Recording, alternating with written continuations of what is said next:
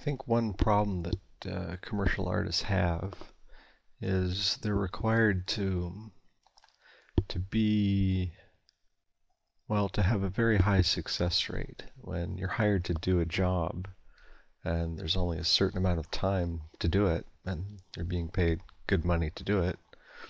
A client expects you to perform, and I think most people work or they develop a way of working that is highly reliable, and that is a requirement of the job.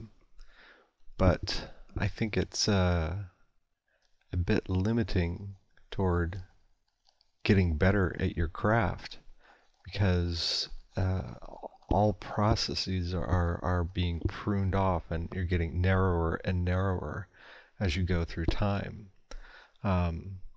Say for instance, always start with a line drawing, and you start with the darks first, and then you model middles and work edges. There are a lot of different ways of working. You can see in magazines and DVDs about how different people go about things, and the pressure is always on limiting and making and pruning off things that are less reliable because that is the nature of the business. So I think that it is really important to schedule time to utterly fail, and that can be in front of other people in a live class, or it should be done at home too. That if something is not going to work, you want to have that fail when nobody's looking, of course. Well, I mean, not that you'd be embarrassed, but of course you shouldn't be embarrassed. But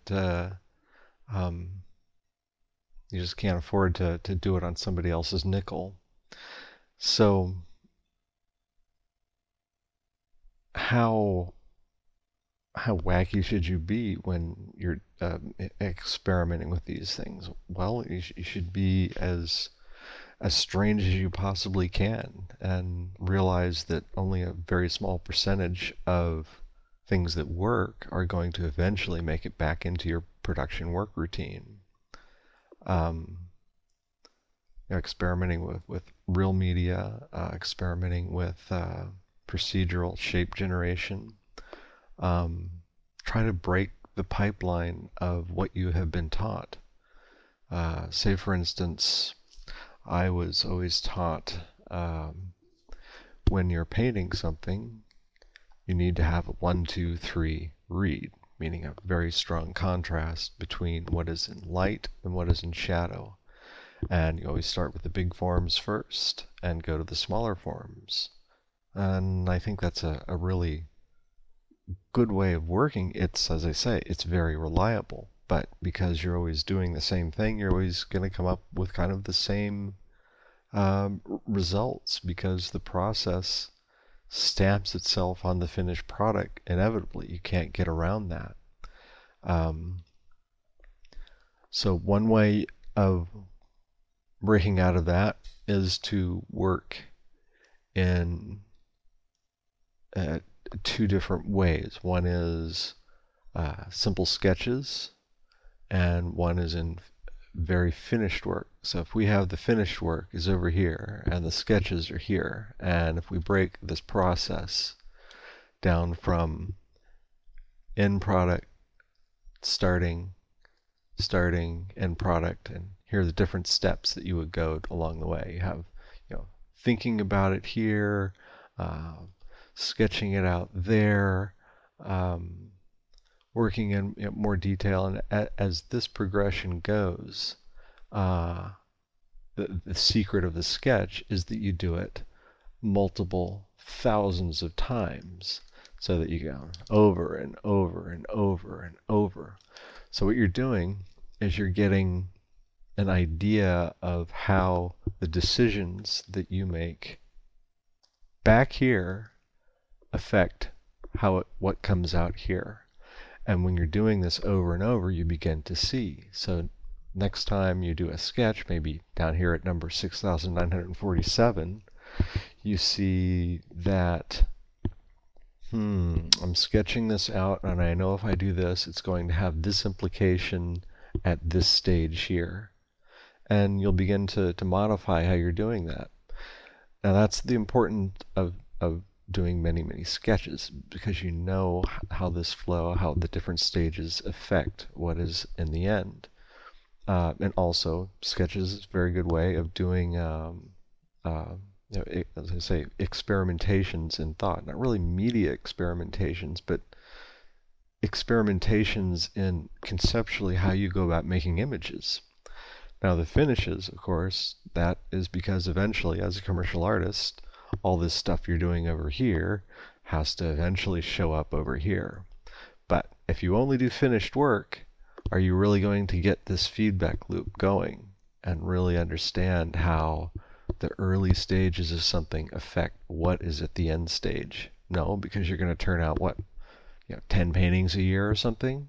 So when you start out a painting, it's you're not really going to know how the beginning stages affect the end. And beginning something, the basic design, you're set up to either succeed or fail in that. And you have to get that right.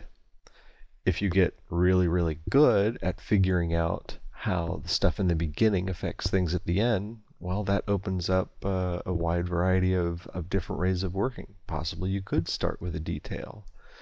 Like if I were painting this head, so I might start painting an eye first. Of course, probably cheating by getting these bigger shapes in here first. But I could do something like, well, let's make something a bit higher. 6,000 by 4,000. Now I'm going to just make some shapes.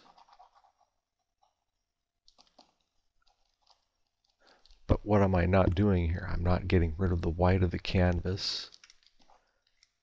And I could immediately, it looks like some type of valley with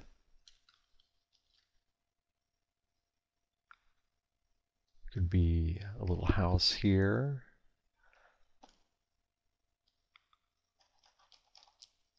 And maybe I put that on a separate level so I can paint what's behind there more easily.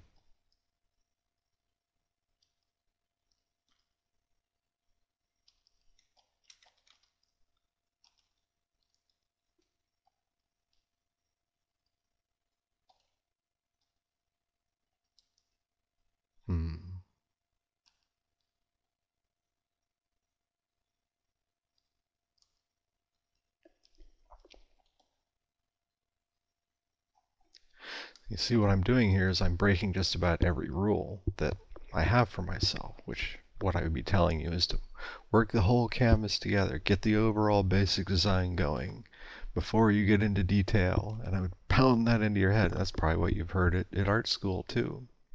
But that's what's nice about doing lots of sketches, because as I'm doing this, as I've done a lot of sketches, I kind of know where I'm going with this because I've done it before. So that allows me to completely turn the process that everybody's had drilled into their head in art school on its ear and start with a little corner and start detailing out something, because having this, relating the smaller pieces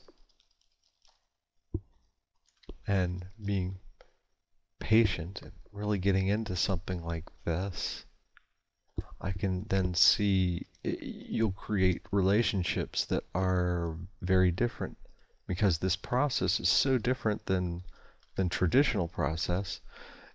The end result is going to be different than if I had done it this way, which is big shapes. So that's I hope I made my point about the importance of doing many, many sketches to understand how the different steps will affect later steps. And once you've mastered that, then you're more free to experiment with different conceptual ways of working. Another aspect that I forgot to mention about the idea of, or how sketches and finished work support one another. A sketch is simply a simplified version of a finished work. You can say, okay, what is the difference between them? You could say that a sketch is more simplified. It is. Is it less accurate? Is it inaccurate? The way I look at a sketch is, no, it's not. Anything that you paint in there, you are responsible for and needs to be well done.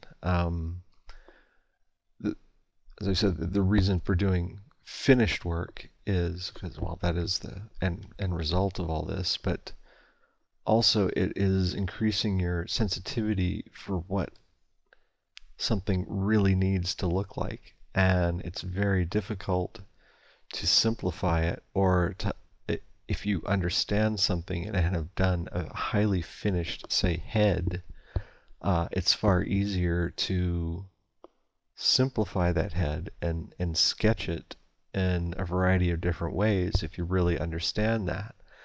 And working and doing a highly finished object, you'll learn what is important about it, and you'll be able to sketch it easier and better.